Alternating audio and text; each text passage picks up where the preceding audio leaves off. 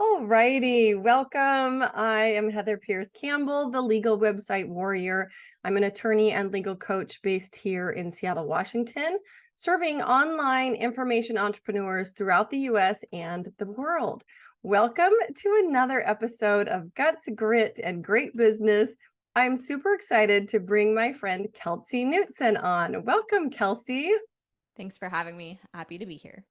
Well, so good to have you again. So the backstory, you guys, is that we actually recorded a conversation for you. I don't know how long ago. It feels like forever. Forever ago. Yes. And there was some major wonkiness in the recording and we couldn't use it. So we are doing this again. And things have changed, I'm sure, for both of us. And so it's going to be fun, Kelsey, to hear your updates and get to introduce you to the audience today. For those of you that don't know Kelsey, Kelsey is a Seattle, Washington-based business consultant on a mission to help entrepreneurs accomplish their goals. With a bachelor's degree in entrepreneurship and experience owning her own businesses, she understands what it takes to be a successful entrepreneur. Her clients have tripled their revenue, opened profitable brick and mortar locations, expanded locations, hired team members, launched new offers, hosted events, and so much more. Her specialty is helping people get shit done. And by the way, this is the name of her podcast, which has changed since the last time I chatted with Kelsey. So we will put links over to her podcast as well. She helps people get shit done by helping them get clear on where they are going and why, strategizing the appropriate next steps and executing on their goals, and providing accountability along the way. She also has a heart for community and has launched 2 networking groups, Empower Pacific Northwest and CEO Society, to help support even more business owners. I love that. I'm going to have questions about that too. When she's not working with clients, you can find her supporting her alma mater. And I'm not really sure I should say this because I'm a Husky. I'm going to say it anyways. Hosting, I don't know, is it just you hosting the podcast or is it a group? It's you. No, it's just me. Yep. Okay, awesome. The Cougs First podcast and advising on the Cougar Collective board. In her downtime, she loves to be in the mountains hiking or snowmobiling, depending on the season, or drinking a nice Hefeweizen with a pretzel and beer cheese with her fiance and family. Wait, fiance? Is this new? Married now. Married I know. Heather, now. things have happened. Okay, it's been like 89 years since we've Yes. talked. So The rest is accurate and great, though. So, yes, that's me. Oh my gosh. Well, welcome, Kelsey. So good to see you again. Good to be here, Heather. Oh my heavens. So first, let's dig into the changes. You changed the name of your podcast. You are married now. How long was your engagement? I'm trying to remember if you were engaged when we first connected. I don't think I was. I think it's been that long. We So got engaged you got Thanksgiving. engaged and married between our last conversation and now. You win the prize of things accomplished. That's one perspective. Yeah, I got engaged Thanksgiving. We're recording this October, so not even a year since we got engaged, Mhm. and we had been together for 10 years. It was kind of like, why wait to have a wedding? Let's knock it out as fast as possible while still inviting too many people and planning some of it. So yeah, So you did do the party. Did you do we the did the full party. shebang? We Yeah. did the full shebang. Yes. Yeah. Okay, good for you. We didn't. So, I have the story of eloping and being like sending basically wedding announcements after we were married. So it was like, That's awesome. surprise. Yeah, Yeah. it was fun. But there is that little part of us that's like, maybe for one of our anniversaries, we actually should host that party, right? Yeah. I think you have to do Super what's fun. best for you at the chapter that you're in. So Totally, yeah. totally. And both of us had been in previous marriages, been through divorces. Like, I think there was a part of us that just wanted to do it differently this time, right? Mhm. So, anyways, well, huge congratulations. That's a Thank pretty you. big deal. And give us the update on business, what you're up to, right? I feel like we could get into some of the backstory details, which we will, so that people get to know a bit more about you. But give us the kind of the current update on where you're at, what you're working on. I would love to hear what's going on in your life. Yeah, like you said, I'll start with the now and then we can work Mhm. backwards where you find would be best serving for your audience. But currently, like the intro said, I work with CEOs. I mostly work now with business owners who are established, multi 6 to 7 figure in revenue, small teams, and growing. And they're really good at the thing. They're good at cutting hair. They're good at taking photos. They're good at giving financial advice to clients. What they're not so great at is the other pieces of running a business and running a team. So I help in that transitional period. It has to be someone who's growth minded and wants to tackle new things or refine what they have. And I'm really enjoying the team side of things too, coming in and doing trainings with leadership, management, and making sure everyone's in the right position and squeezing all the juice out of the business that's possible. I love that. Yeah, Do you find that you're renegotiating roles and duties and responsibilities for some of your clients? absolutely. Yeah, I think it's important to understand as a CEO what you're best at and Mm, kind of have to be the person to do. And sometimes some of that is for the now, maybe you're making some sacrifices. A great example, I used to have a hair salon. So in that space, a lot of entrepreneurs stay behind the chair doing the cut and color services. And a big conversation I have is look, if you want to go beyond this, you need to step away from your comfort zone and lead. And by the way, that's a new skill. So I can help support you in that. But if you're wanting to truly grow, your team needs you to do that. They don't need you behind the chair. They need you serving in these other ways. And what does that look like? How do we create a transition plan? And then for the rest of the team, how does everyone fill in the gaps where necessary? mhm. And are most of your folks in service-based businesses of some kind? Yeah, I would definitely say that's my specialty. I get the Mm, one-off product people, but that's such a different ball game. But I am mhm. proud one of my product people was a full-time teacher, part-time business owner, and she's full-time in business now since working together. So it's not that I can't Awesome. serve that world. It's just it has to be the right fit for a lot of different reasons. Totally. Well, Yeah. and I'm the same. Most of my Yeah. folks are not product people either, right? Yeah. So it's I get it. There's a lot of service professionals that I support and then a lot of what Yeah. I call information entrepreneurs, right? Yeah. So where did you first fall in love with business? When I was a kid and had my lemonade stand and would come up with all the flavors. And then as I got older, I started babysitting. I had a whole babysitting binder of my different offerings that I had and different activities I would come and have the kids do. And I didn't know at the time that's what entrepreneurship is, but I would take those opportunities and I would really turn it into these mini businesses. So it's been a part of who I am for a long time, but I did not grow up with entrepreneur family. So it felt I didn't have words to describe it and I didn't know what to do with that. And in college, I studied entrepreneurship as well, but it was very much like invent a widget and then have like a sales funnel for it. And I'm like, I don't have a tech that I invented. I just know I want to help people. So it took me a little while to figure out how to put all those pieces together. Please tell me you still have the babysitting binder. I love that. I love that. Like My you're the only parents person probably I do. know. I'm sure they do. I'm sure they So do. good. Menu of offerings. That's awesome. Do you think that it, like when you describe your own origin in entrepreneurship, does it have to do more with creativity? Is it more, because I also see in you like, and I heard you just say like you really love helping people. Is it more the people side that drives you? Like, what do you think is really at the root of your own entrepreneurship? Yeah, I do think it's a people thing. Mm, Some other careers I've had before we were recording, you were talking about your past life. So my past life is the hair world, but also being a barista. I was a barista for a long time. I was a dance teacher for a long time.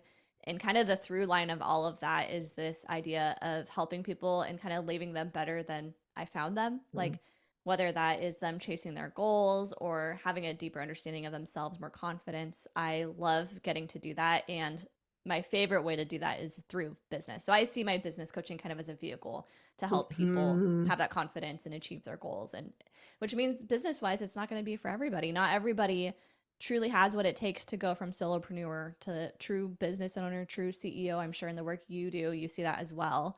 But the Mhm. ones who want that and maybe don't know how to get there, I absolutely love coming alongside them and being like, you actually have everything you need within yourself. It's just kind of fine tuning, dialing in, and maybe building some new muscles you haven't worked on before. I love that. And I love the messaging around that because I think so many people, probably in some ways make it harder than it is. Mhm. right? Or tell themselves like, I need to do some super advanced or different strategy that I don't know about. And it's really about taking that next right step. Mhm. How do you help your clients figure out what that is? Like, talk to me a little bit about your approach in working with your clients. For sure. It starts with why. I'm a huge why person. A lot of times business owners come to me and I need to work on TikTok. I just need a new website, a new logo. Mm. And I always will ask why. And I'll actually ask them to pitch to me the reasoning. And I can tell through that whether that they've thought it through all the way or not. And oftentimes I don't even Mm. really have to point that out. In that exercise, they can see, oh, you're right. I'm just getting shiny object syndrome. I don't actually need that thing.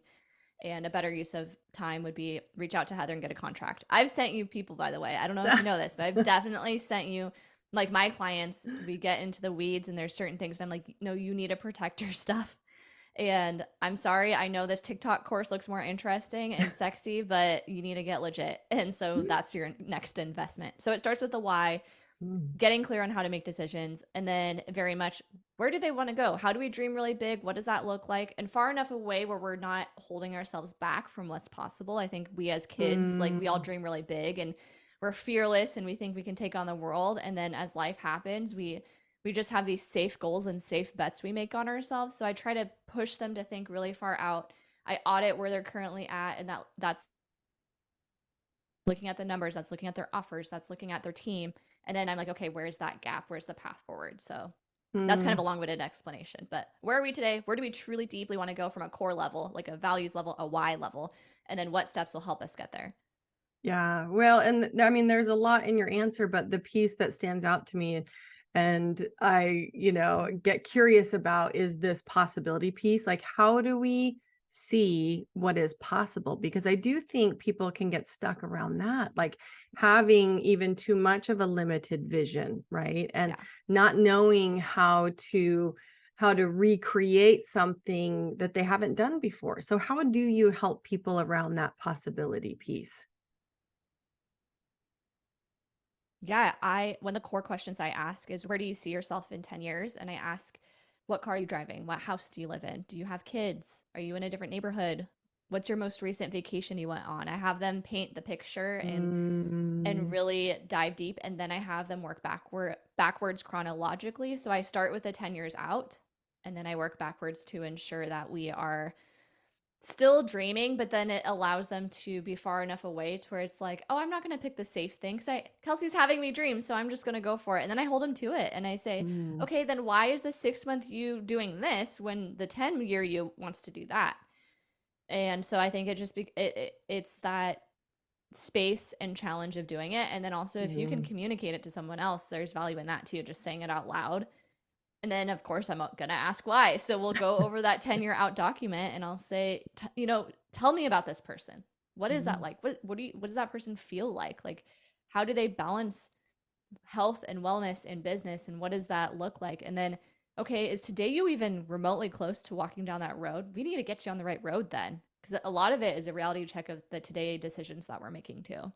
Oh, totally. And I think, how many of us frequently enough give ourselves the time and the space to actually visualize the future. Like, I think Mhm. for some people that can actually be a hard exercise to take themselves through, right? Yeah. So even just having somebody there, having the conversation, guiding the next steps, I think can really bring that vision into focus. Um, Where like, I would love to hear a little bit about your own business journey. I know you've had multiple, lives in the past. You mentioned, dance instructor, barista, but then getting into your own hair business as a salon owner, right? Talk to us about, first of all, the process of building that salon. I know one of the topics that you care about a lot and that you work with your own clients on is the topic of burnout. Hmm. Super relevant. I think it in the entrepreneur world, that's a topic that will remain relevant for a long, long time because we are particularly prone to burnout, I think for a variety of reasons. But will you share with us a little bit about your own business journey, just to give listeners some context about where you've been?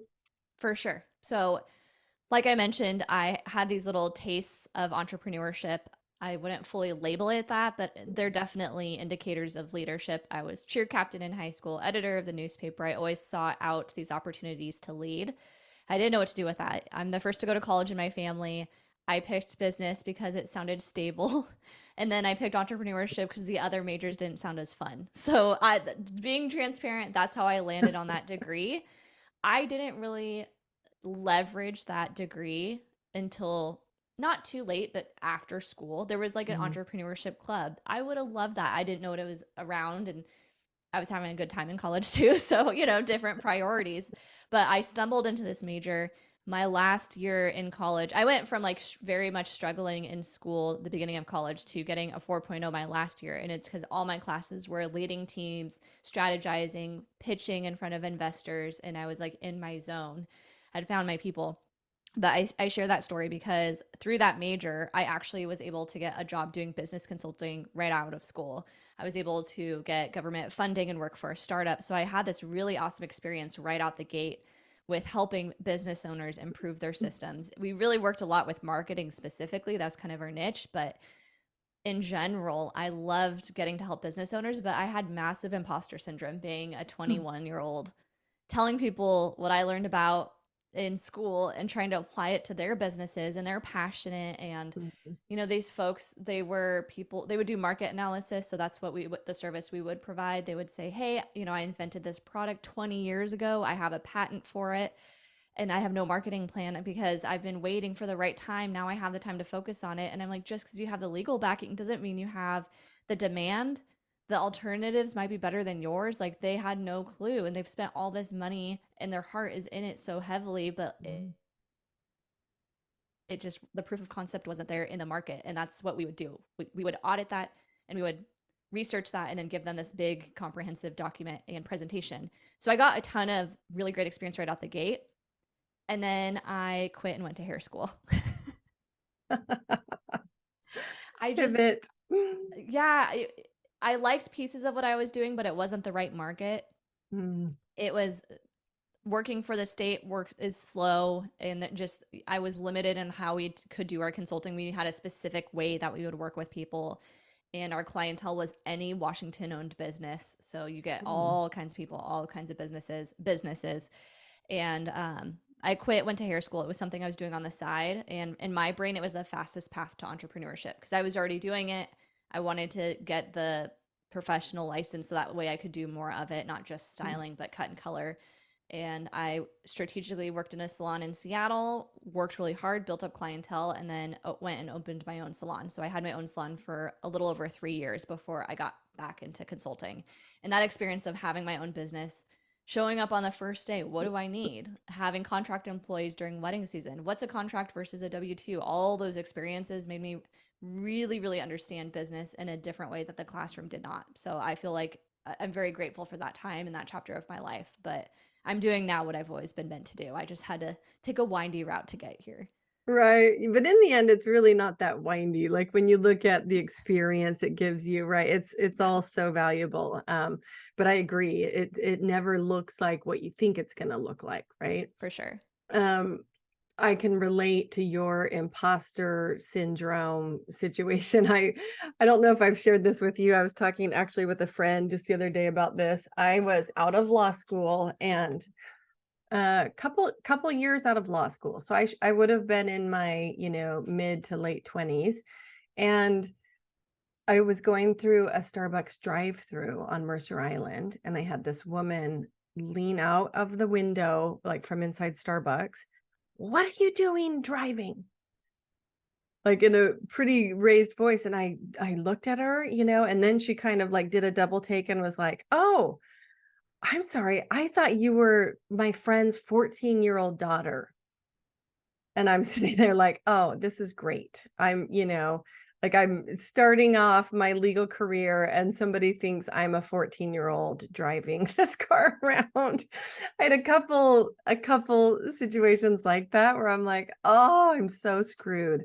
I wasn't, but it is a challenge when you're young to have the confidence that, people are going to respect what I'm doing, even if you're driven, even if you've got great experience already. And so it is a real thing. But, I love that you basically went and created for yourself the Yeah, experience that you needed to for sure. then be able to speak from experience. So I love that. Um, so talk to us about some of the turning points in your own business building experience. Yeah, I initially, when I went and opened my own salon, it was a studio. I had at that time a couple 1099 employees where wedding season, we would be able to take on more customers because people could be at different locations under the umbrella of my business. But when I initially started, it was start here, grow my clientele, open a big salon, have a team. And very quickly, just where I was, there was other beauty professionals around. We're all our own businesses, so it's kind of like an incubator but for the beauty world. And I was like, yeah, I don't want to love all of you people. If any of you are listening to this, no hard feelings, but I'm like, I don't want to do that. And it felt like that was the only way to grow. I had a business coach at the time, special for hairstylists, hair salon owners, and her whole thing was like, how do you grow your dream salon and your dream team? And I'm like, I don't want to I don't want to do that, but I don't know where do I go from here? What do I do? And so it took this like identity crisis, but I didn't act on it. I kind of had this number in mind of where I wanted to get. I had the number of hours I wanted to work, and I kind of hit all of those marks that I wanted, and then I just plateaued. And then for me, COVID was like the wake up call, like it was for everyone else, of Mhm. like, is this really what I want to do forever? And then, I just got married. We want to have kids. I'm like, could I see myself being a mom? Like, if you're doing hair, you're gone. You're physically gone. There's no like work from home situation. And I was like, I just really started to ask myself those questions and slowly started to make changes and adjustments from there. Going from hair salon to coaching was a wild ride, but I'm grateful Mhm. for it because it means I understand people who are making those identity pivots and just what it Mhm. what it really really takes. Yeah. Oh, it is a big pivot. I mean, we were talking about my former life, right? Yeah.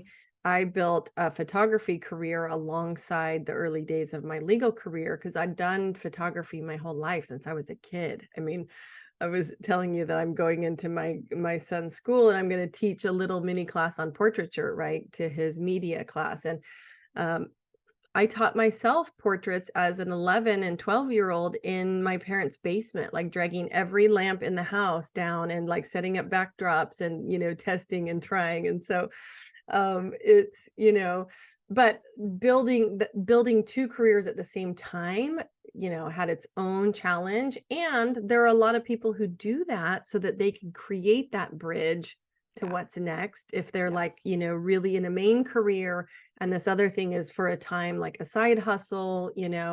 I don't think it's a bad way to go. No. And the irony is that I think society has a way of kind of poo-pooing people who like make dramatic shifts or shift too often or whatever, leave a career too early, all these judgments about, what people should be doing. I think in part, one of the gifts of COVID is that it's changed that. I think Yeah. people feel a lot more freedom and flexibility to make those changes.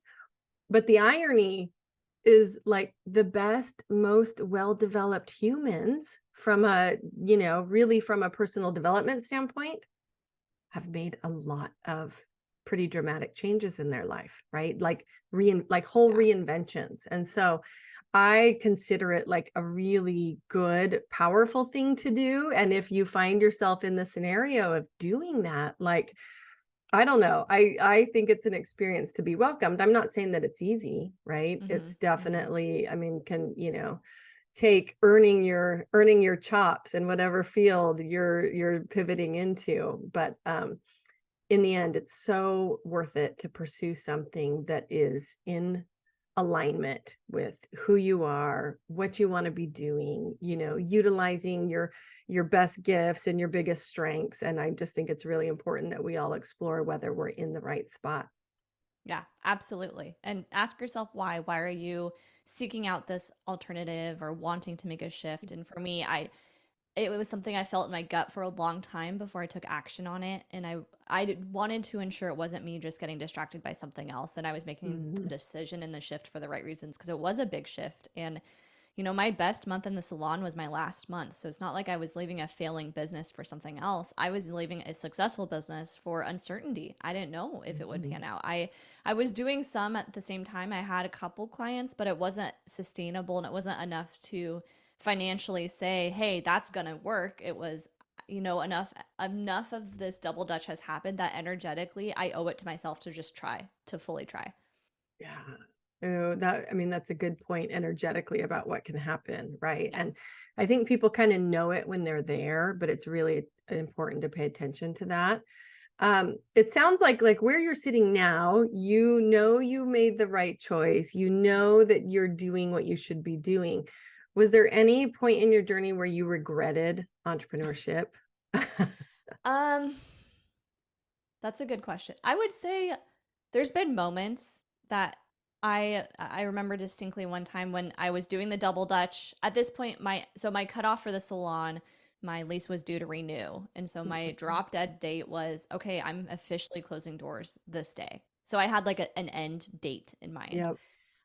But at this moment, I was doing the double dutch. I was doing the hair stuff. I knew where I was. All my clients knew the pivot and everything. And I had someone sitting in my chair who is a corporate consultant, and she was telling me she makes like $300,000 a year, and she was heavily recruiting me. And I totally had a moment of like, maybe I could do that. Like, get paid more and help out the Microsofts and stuff. And totally had a moment. But when I ask myself why I do what I do and the pros and the cons of it all, there's just nothing that compares. The ceiling doesn't exist, but also I can build it around my life the way that I want Mhm. to, and entering all these different chapters, with the wedding too. I actually have a whole podcast episode about like balancing wedding planning and having a business because it's a lot. And people were all like, "Isn't this so fun?" I'm like, "No, this is horrible. This is like the same creative energy I would use for my business is now being spent on this one day." But we want to do this and I'm excited for it. But and all that to say, I love that as a business owner, you can like push the contents of your Mhm. business to fit in how you want, and that doesn't have to stay that way forever. And I just don't think the 9 to 5 thing is for me. So Right. Well, and I yeah. think for so many people, truthfully, it's not for them. The irony is that, we get into business usually with what you've just said as one of the core driving factors, like, oh, we get to control our schedule and move things around so that it really fits our lives. And then we can find ourselves in the position of like, oops, I really built that the wrong way. It's taken over, has a life of its own, or I'm not taking the time off that I need to, etc. Right. So I just think it's so important that as entrepreneurs and business owners, we remember why we chose this path to begin with. And Yeah. are we meeting those goals of creating something that supports our life rather than, you know, using our life energy really just to create our Right. work, right? Yeah. It's the Exactly. wrong way around. Um, I'm curious because I'm not sure last time we connected, maybe you'd already started your various communities. I would love to talk to you a little bit about the concept of community and especially for entrepreneurs, what it means, how it applies, like what you find in your efforts around building and showing up to these communities. Yeah, in the beginning of coaching, I did what I think a lot of people do, and I Googled all the top course creators in the world, and I tried to copy what they did, and it totally failed.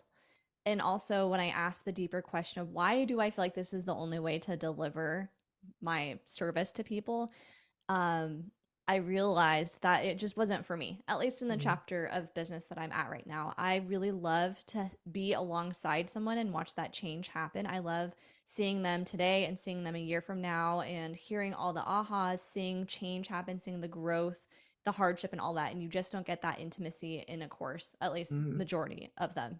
Group coaching, maybe. That's not like, that doesn't apply to every single offer besides one-on-one coaching, but I just paid attention to that.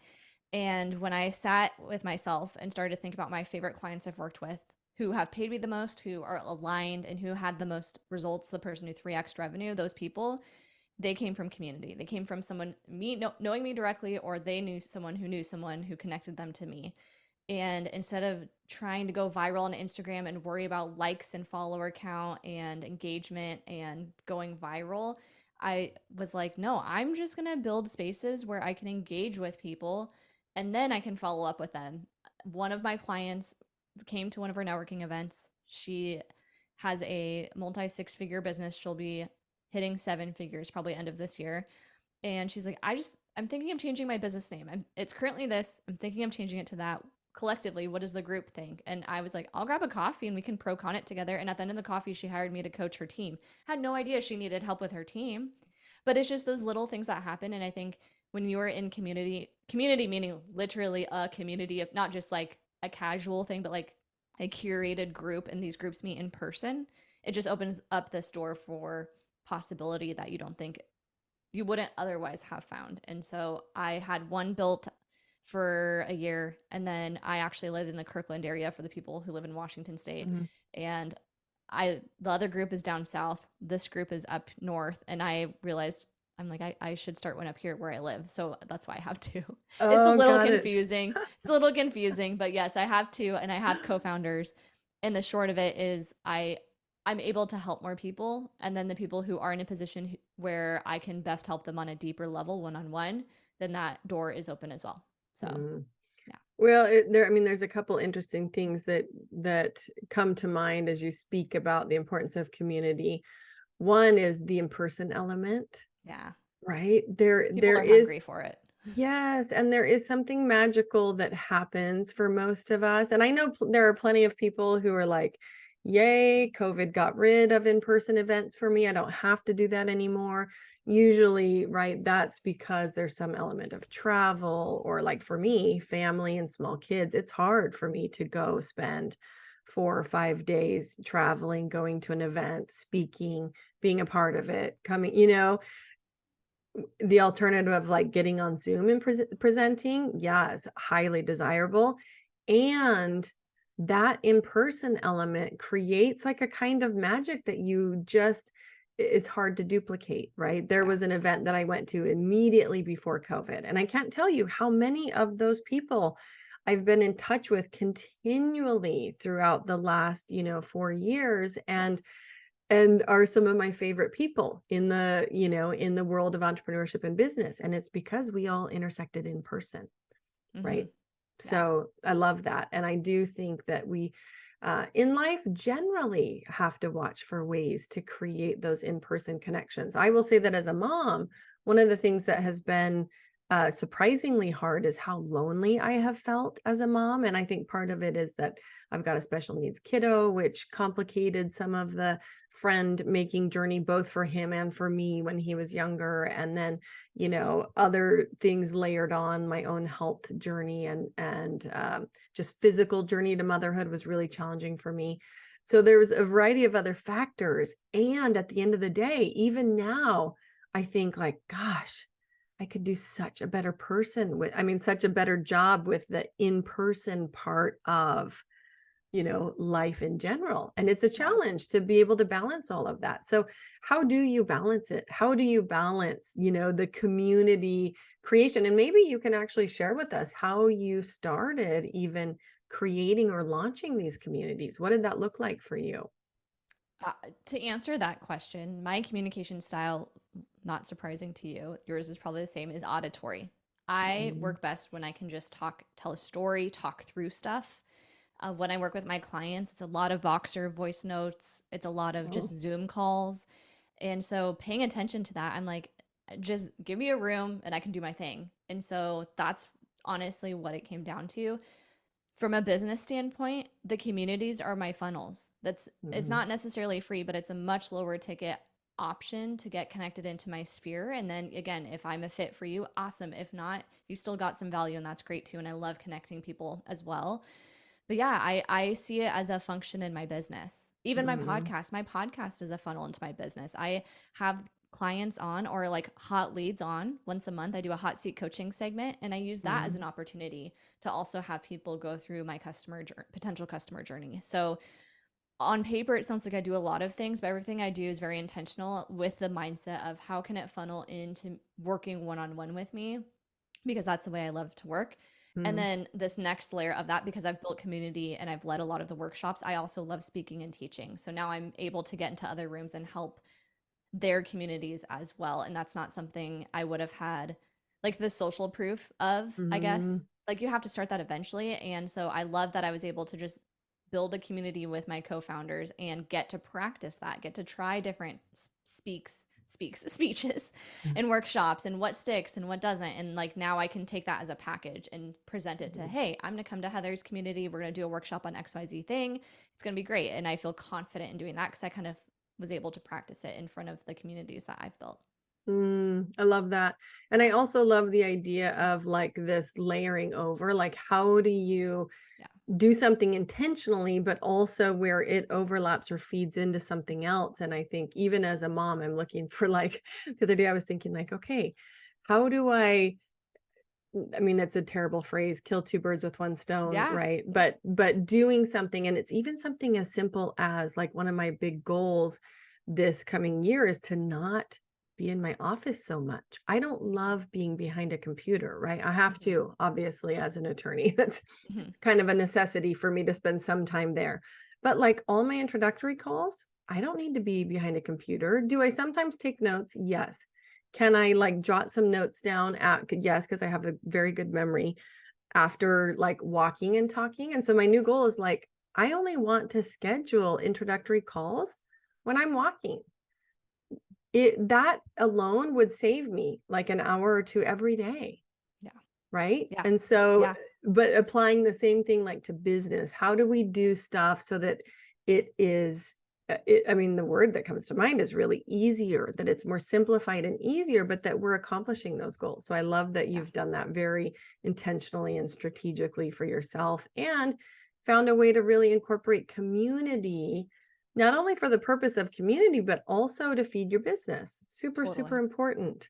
Yeah. Um, I'm like, we need you to come speak in it. We don't have anyone like you in there. And that's another thing that has been really cool and a benefit I was not aware of in the beginning of building this is giving an opportunity to other people, subject matter experts, people who love to teach, and the accessibility, especially we've had people speak on accounting, we've had financial mhm. advising, we've had burnout and someone who does like microdosing. So like we kind of go out there with our topics and it's like, you know, a one-on-one call with some of those people's couple $100, if not $1,000. But if they can speak once in a room and at least give you some peace of mind or tactical tips, I just think that's really a mutually beneficial thing too. So that's something that has been really cool. And now as thinking into next year and when we're thinking of scheduling the workshops and everything, I'm going to be speaking less and I want to lean on my community more because there's people who have things to share and Mhm. I don't need to gatekeep all that. I love it. Well, it reminds me very much. Do you know Julie Fry, who's also local? Have you intersected Julie I Fry? don't know. I'll have to introduce you to Yeah. her. She's fabulous. But if you're listening to the podcast, go check out. I'll put in the show notes a link over to Julie's episode. I had her on the podcast midway through. It's been long enough. I probably need to get her back on. But she actually is a local woman who also built multiple communities, and she ended up selling those as a business, maybe right before COVID, and got into placing people as experts on other people's podcasts. And so she now does a lot of expert placement, but she's just fabulous. She's one of those like super connectors. She built that model like that you're talking about. Like I actually met her because she invited me to come speak to her group. And then I got connected to all these other wonderful local connections. And it's just a really, I just think it's a cool model. It does Yeah. so much in like one fell swoop, you know what I Yeah. mean? Bringing Yeah. people together. Anyways, I love it. I'm a big fan, Yeah. but I'll definitely have to introduce you. Um, you started to actually get into, because one of my questions is like, what's next, right? Yeah. Like Yeah. what's coming next for you? And sounds like you've got some fun things planned for your community. Where else do you see yourself going in the next year or two? Yeah, I think I'm in a season of refinement. I'm just, how do I make everything I have as efficient as possible? Because although I have some things figured out, I know there's ways I can be even more efficient. Podcast, for example, I know I can repurpose that content even for further than I am. I use my podcast topics to be my workshop topics. So that way my brain Mhm. only has to do the thinking once and then I can just deliver it in two different ways. or 3, 4, depending. Mm. And so that's an area that I'm working on. I had a mastermind that I paused with the wedding. It just got crazy. It was in person. So I'll be launching a new mastermind in person as well next So year. fun. I want the next thing I want to and need to build is what happens when people are done working with me.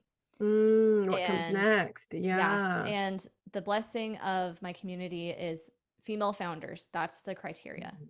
But the curse of the community is female founders. That's a criteria. And so I'm hyper aware of the need of a very curated room of those higher level business owners who have more complex problems. They don't need to know Mhm. LLC versus S corp. Like that's not the conversation they need to be Mhm. having. They need to know like, okay, I currently have a 1099. I want to transition them to a W-2. How much money do I need to have legally? When should I go through that process? And what does that transition plan look like? And how will I know if that's worthwhile now or 6 months from now? Those kinds of conversations. I feel a strong pull to create space for that and help facilitate those kinds of masterminds. I think is what's next. I Mm. think I know I'm building a Mm. mastermind. It will come next year. So Oh, I love that. it's just an Well, expansion of community. Well, exactly. And it's actually a super important conversation for all of us to ask. It's one of the reasons I love collaboration and really just connecting with people is like I've got a massive referral tree, meaning that, when I intersect with a client or somebody who's looking for help and I learn that they have other needs and there are people that I know that do that thing or there's a mastermind available or something. I think it's so important for us to be asking like what's next for our clients. Some of Mhm. that we may be able to do. So for example, in my business, I added trademarks because there was a time where I was doing like really, heavily focused on, building out the core business components, a lot of business contracts, business formation. And then I naturally was getting into IP protection. I learned trademarks so that I could, at least for my clients, which is a pretty narrow niche, Mhm. like be able to handle that for them. And it was such a natural next step. And so I love the question. I think it's a really powerful one that honestly we should ask ourselves regularly. Like, are For we sure. looking at the horizon? And Yeah. and it's also a way to, I think, keep our own services fresh. Yeah. Right? Yeah. And do it from a place of things you need to build what you're passionate about, but you Mm, also need to build what your audience is asking for. mm, And I think when those two things intersect, it will be successful. But if you're trying to anticipate needs and you don't quite you're not in front of those people, get in front of them first. mm. And I know I'm at that position. So, No, that's super fun. And the other point is like a lot, like, cause I'm really clear also on what I don't do. And so if I end love up that. with somebody saying like, oh, I'm looking for this, I'm very quick to refer, but also to be watching for, what do my clients need next? Maybe they even not even just from a legal perspective, but a business growth perspective, right? And I Yeah. think that's also a really powerful way to not only serve our clients on their journey, but also become memorable. Is like if you hand somebody off because they're not the right fit to somebody that takes excellent care of them on the next part of their journey, like they still love you. They're still going to Yeah. refer people to you for what you do, right? Um, well, I feel like I have so many more questions for you. I'm super excited about your community. I love knowing that you are bringing back in-person masterminds. That's super cool. And as somebody who's participated in masterminds that have an in-person element, love that in-person piece of it. For folks that are listening and are like, okay, I'm curious, I need to go check out Kelsey online. I need to connect with her. Where do you like for people to go? And where do you show up online? Yeah. I am most consistent on Instagram. It's just like my natural reaction to the internet. I share stuff there, and my Instagram is Kelsey Marie Knutson. As Heather mentioned, I have the podcast, which is the Get Shit Done podcast, and I actually have an online community for that too. So I'm just gonna suggest that you come hang out over there. It's called the Get Shit Done Club. It's on Facebook. I go live there every Wednesday in my pajamas with coffee. And it's like book club, but podcast version. We talk through the podcast episode. And then we also, if people want to do hot seat coaching, I did like a really random tangent on hair the last time. And so it's a place for community. I built that for the people who don't live here locally. and Mm, also as a place just for truly accountability. Like we're doing stuff, we have goals, and this is a place where we're going to hold each other to it. So mm. hang out with me on Instagram or come hang out in the group if you want a little bit more hoorah. I love it. Oh, that's fun. Well, and I see the multi-purpose, like the multi-purposing that you're doing with your podcast topics, right? Then using them Yep. to go live. I love that. Yeah. It's a great example for all of you paying attention. Yes. Well, Kelsey, we will be very happy to share the links over to your website, to your channels where you show up, as well as your Facebook group. For those of you listening, that's over at the show notes page, legalwebsitewarrior.com/podcast. Find Kelsey's episode, and that's Kelsey Knutson, Knutson. Kelsey, it's so great to reconnect. I'm so happy for everything that has happened. It sounds like there's been like a bit of evolution in your life, and it's all good. So I Yeah. love the updates. What for our listeners here today, what final could be an action step? It could be a quote, a piece of advice. Like, what would you want to leave folks with? Ugh, wow. My current thing that's coming up is the patience. Practice persistent patience. Mm, And I think in the digital world with quick fixes and diet pills and 20 12-minute podcast episodes that can hype you up, I feel like we jump ship too quick sometimes. So even though we mm, talked about pivots and why and all that stuff, and that's important, also there's times where you just got to sit in it and continue the path. And so if you're someone who's getting frustrated, you're not quite where you want to be yet, I would encourage you to just keep walking down the path and then check in a couple months from now and see if it has actually grown from that.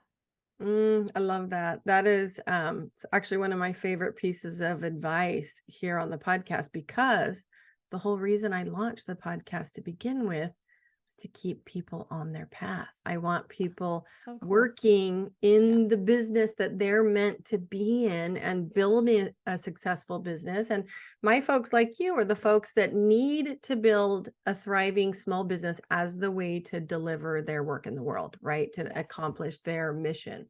So I love that. And I actually was just thinking, like, because I haven't written my weekly brief in a few weeks, I took a big trip. Speaking of planning, you planned a wedding. What felt equivalent to me, although it wasn't, was planning this trip to the UK for myself and to my sisters and my dad and his wife, with like no input from anybody, right? Which was okay. Like the good part was like I got to do all the planning, and the bad part was I got to do all the planning.